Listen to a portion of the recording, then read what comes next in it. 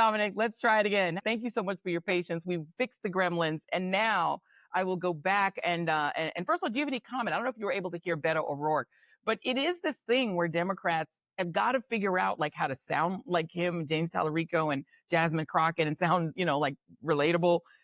Do you have hope that Democrats have it in them to fight this mess? A lot of white people.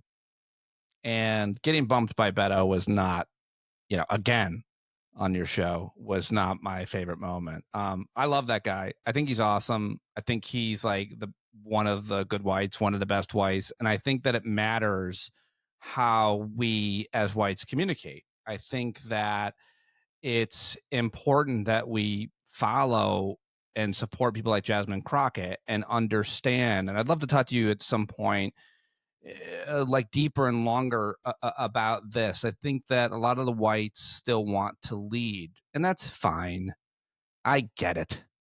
But I think that it's really important that we understand where the future lies, and that the old whites, especially the fossils, if you will, really need to, you can stay in the game. I'm not saying you got to get out. I'm saying you got to follow trends and, understand what's happening. And AOC and Jasmine Crockett and so many other, women of color. And I don't mean to just kiss ass and be so virtuous here, but it's like if you don't realize that this is the way to go, like I'm about winning, I'm about gaining power, I'm about winning back cynical people who rightfully distrust government. And a lot of that comes when we follow and frankly use the tactics of people of color. I mean, listen, Joy, you've known me for a long time. I've been stealing from people of color my entire career, and it's been wonderful for me. It's really worked out well for me to make sure that I'd be like, oh, what's that? Oh, they're doing that? Okay, great. Then I'll do that too. I'll platform that. I'll listen to that. And so I think that Tallarico and Beto and the rest of the Democratic Party just needs to get on board with what the future is and where trends lie and what we're doing anyway. I mean, like Jasmine, I've been following her since she was a congresswoman in the Texas State House. I interviewed her back at SiriusXM when she was. I've interviewed her several times. And it's like a lot of people still are not realizing what she's doing. And it's like, join us or just step aside. That's my feeling. But I'd love to hear what you think about all that Blanco-ness. I look at the Democratic Party, have this star in their midst, and she's not like leading a single committee. And by the way, nobody cares about committees. Like the regular people in the world don't really care about that. But internally, in the way that Washington works, her inability to get to the head of a committee means that her own party is limiting her power. They're saying, we like you being out there. You're a great fundraising source for us, but we're not going to actually give you the power to really do what you know what I mean, to do anything functional. We just want you to talk, and that's fine. I think the same thing with Zohran Mamdani. That's a phenomenon. I'm like you. If I see a phenomenon, if I'm a political person that wants to win, I'm like, let's latch on to that. The Democrats are looking at Mamdani going, ew, I don't know if we want that. Are you serious now? You don't want that? Because that guy just beat your guy. He just beat the Cuomo, and so come on, why wouldn't you want it? Sometimes it's just like a lot of the people are playing the old game. And the new game, for better or for worse, Joy, I mean, we all know this, but like your social media game matters. And I'd love to say, I'm old. I'm almost 50. So I'd love to be like, this is all BS and in your Instagram and your TikTok and your YouTube and all that. But that's not where we are. So if AOC and Jasmine and Tallarico wants to go on with Joe Rogan, which is new media, and do long form, like, let's go. It's so obvious what is working, which is why I called for Colbert to run for president. Like, people are making fun of me and being like, oh, that's all we need is another like TV. I'm like, listen, I would love to elect a statesperson, a statesman, a stateslady. But this is the America we live in now. Eyes and attention, it matters. And so put the person in charge that's going to get the most views on their thoughtful commentary on Instagram. Like, go ahead, just do it because it's going to happen anyway. I'm sorry. All due respect, Steny Hoyer. But listen, y'all should just get in line and follow the game because this is where we're headed and we're so much better at it. So let's Go. Oh, and you mentioned Colbert, so I want to go back to where we started, where your audio broke me. I don't think people got to hear you say this because I started out by leading in saying you were his lead in, so you know the man, and you were starting to say what you think he will do with this next 10 months. Because yeah, I expect him to be fire. Like they're not going to make him, they're going to cow him by saying his show's going to end. They're going to make it worse for Trump. I'm assuming. When you tell Stephen's no different than any other comedian, really, or man. Let's be honest. When you tell a man or a comedian not to do something, what do you think happens? Like it. Don't tell Stephen Colbert not to do something. Don't tell him not to speak truth to power. Literally, I warmed up the audience for the Colbert Report every night for 6 years, Joy, as you know, and every night, someone from the audience, when he would do Q&A, would ask about the 2006 White House Correspondents' Dinner when he spoke truth to power right to George W. Bush's face about WMD. That burgeoned his image. That put him on the map with all of his peers. That showed that he wasn't afraid. And so what we're going to see from now till May, if he in fact stays on the air, he's going to savage fascists and Donald Trump and CBS and Paramount, and every guest that's going to come on the show is going to pay him tribute. Stephen, you're the great. It's never going to go away. This was the dumbest thing for them to do to Stephen Colbert because he is going to scorch the earth. And people are asking what he's doing next. I hope he runs for president. I don't think he will. I think he'll probably do something that's in his veins of public service and, you know, his progressive Catholicism and wanting to do good and wanting to do entertainment at the same time.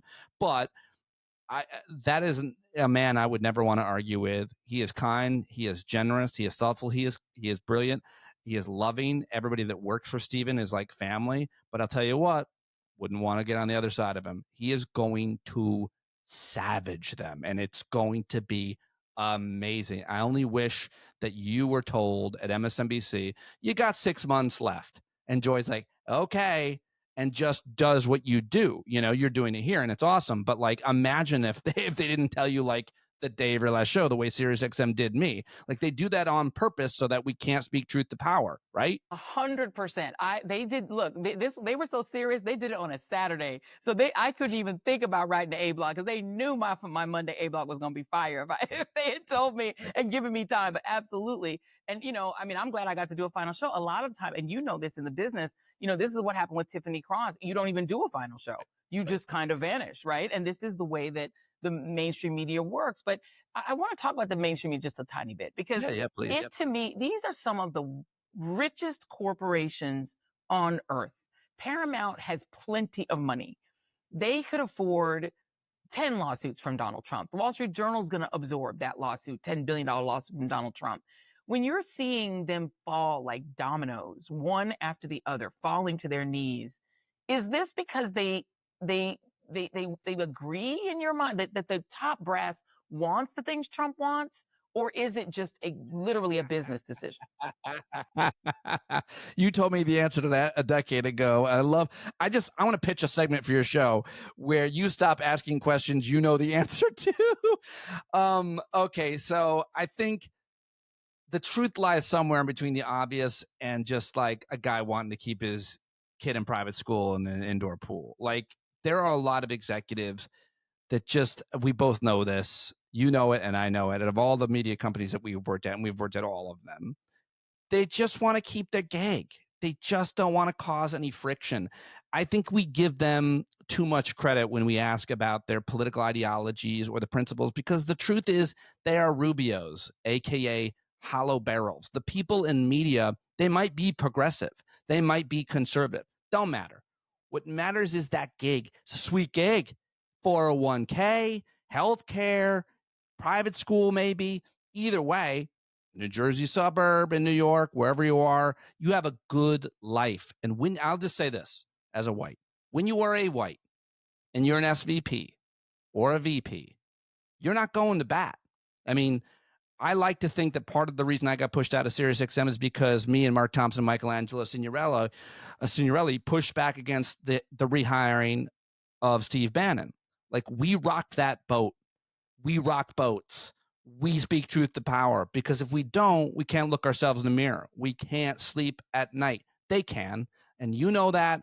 And I know that as well as anybody. When you are in a comfortable position, I mean, Dr. King talked about this over and over about it's not it's the silence of our friends. I mean, I can't remember all the quotes right now, but even though I live by them, I have the memory of a fish because of the cannabis. But the bottom line is, I know what he said, and I know that if I don't do, like, if I let you down, if I let the people whose shoulders I stand on, if we don't do what we are supposed to do, and we do everything we can to keep our lives comfortable, fine. But I had the great honor of interviewing John Lewis. And when that interview ended, he said, "You, sir, are good at getting in good trouble, and I hope you keep doing it." And then I knew that I had gotten off the bench from high school. My therapist told me, "You interviewed John Lewis. He gave you directions. You're off the bench." And you're just not going to see people in media doing that. Like, they're just not going to see executives in media going to bat for the principles because their life is so comfortable and secure. And the same is true for the white progressive liberal. And if they're watching right now, they will come for you. Make no mistake. They came for Colbert. You think they're not coming for you? So everybody has to stand up right now. Everybody has to follow the lead of the most influential, inspiring people like Joy Reid, who is doing her thing right here every night. You have to subscribe. You have to support people like you. And I just have to listen to what you tell me to do. And that's fine with me. Like, it's not virtuous. That's my role. I'm a soldier. That's all. I don't need to lead anybody. I just need to be told what to do. Let's go. Listen, this is why I love this man. And Pete, this is the thing that we need, is we're going to have to figure out a solidarity project across all of these communities, because you made the point, which is he's coming for everybody. No one in the first Trump administration survived with their reputations intact. Some of them have felony convictions. They're ruined, like Rudy Giuliani. Nobody, Michael Wolff has said this, he said it on this show, nobody survives close contact with Donald Trump other than Jared and Ivanka. No one came out of that first administration looking good or in good shape. And he's going to come for his friends and his enemies. There's nobody that can escape it. It's not just him. There's a whole bunch. I mean, something happened. Some Latino woman did something to Stephen Miller in California in 1989, but it's not just Trump. It's the people that are on board with fascism, with whatever you want to call what we are seeing. And I mean, so I don't want to give him too much credit, because there's a whole lot of people that have to be on board with this. Tom Homan and everybody that's a face of Christy Nome and everybody else who's a face of fascism. They all have to be on board with it to make it happen. Dr. King, I got the quote. Sorry, Joy. Our lives begin to end the day we become silent about things that matter. That's it. I wake up and that's it. That's it. That's it. Dominick, my friend, I appreciate you. Thank you so much. And you've been the most patient. You literally stayed overtime through the Beto interview, got that audio together. Thank you, my friend. I appreciate you. And I'm glad to be on the battlefield with you. I'm glad to follow you wherever you go. If you tell me to jump off the cliff, I'll be like, sure, Joy. Come on. We're friends. I love you. I appreciate you. Thank you, man. Thank you so much. Pete Dominick, everybody. Where can people find you? Tell people where to find you, Pete. I host a daily podcast. I talk to the smartest people in the world. I do a great and robust comprehensive news recap. It's way overboard. I do it every single day, Monday to Friday. I can't not do it. That's what I did at SiriusXM, and that's what I'm doing on my own. And I hope that you'll join me on that show, because you are one of the smartest, most inspiring people I've ever met in my life, and I'm so glad you're doing this. So stand up. I am inviting myself. Tell people the name of it, where they can Google it. Standupwithpete.com, standupwithpete.com, on YouTube, on Substack, Pete Dominick, and all the things. But podcast every day, Stand Up with Pete Dominick. Love it, standupwithpete.com, and I will be on there. I'm inviting myself. I will just be outside the door being like, hey, what's up? You invited me. I'm here. I brought a cake. What do you want? Thank you very much, Pete Dominick. I appreciate you. And I think with Pete, thank you. And what Pete said is true. I mean, this is the reality, right? They've just dumped the regime, dumped the entire King file on us with the idea of getting mainly white conservatives, the Charlie Kirks of the world, to go on a deep dive because they already hate Dr. King. They've already got an issue with him based on him being black and him being woke, and they don't like that. And so they're going to try to send the Ben Shapiros and the Charlie Kirks off on a hunting expedition, a fishing expedition, to try to find something in those files, or to try to go off on the arrest Obama tangent to get the people that like Trump off of the QAnon train that leads right back to Jeffrey Epstein. Donald Trump is clearly afraid of the Jeffrey Epstein files. He's clearly worried about something that's in those files. He's clearly scared to have those files come out in full because he's releasing everything but that. He's giving everything but that to the public, dumping it into the media, hoping that somebody will come up with something that Fox can seize on and that Greg Gutfeld can, latch onto, other than self-describing himself as a Nazi and saying that they're now going to embrace being Nazis, which is a weird thing he said, but he said it. Thank y'all for tuning in. Be sure to like and subscribe, share this channel. Make sure that everybody subscribes to the YouTube channel. 70% of people are lurking, watching these shows and not subscribing. Why would you do that? So make sure that you like, subscribe, and throw some comments in. Thank you all for joining the Joy Reid Show. See you on the next one, and goodbye for now.